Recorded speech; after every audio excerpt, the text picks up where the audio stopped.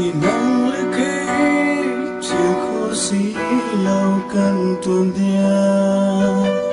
xiang cái chọn thành lâu in cần pha chân ngập mây bần chân mà lúc du khách nắng lê khế hình tôi nát ra làm khôi tu chân mong bóng in mi thép cỡ lâu đi nhà chinh tuôn tuôn dia khi giờ mong bóng lâu yêu thương rót câu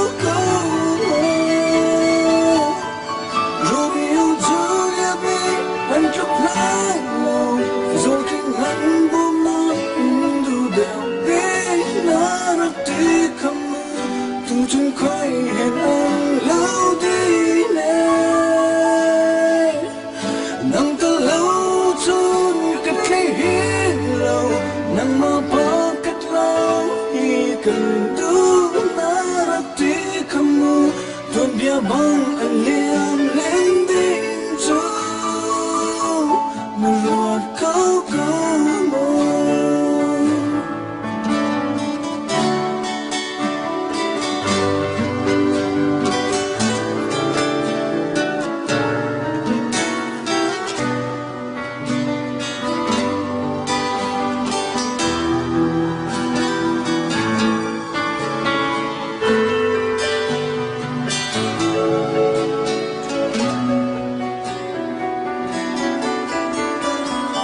rốt ly ngọt cắn nên nắng chiều có xí lâu thì lâu trong lúc tôi biết phải chính đi thành chuan tuôn mi chung phần đi na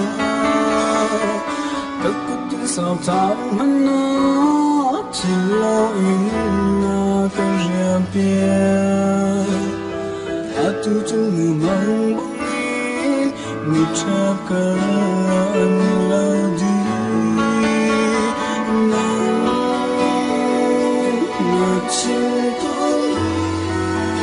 tuôn dia khi giờ mong bóng lâu gần đủ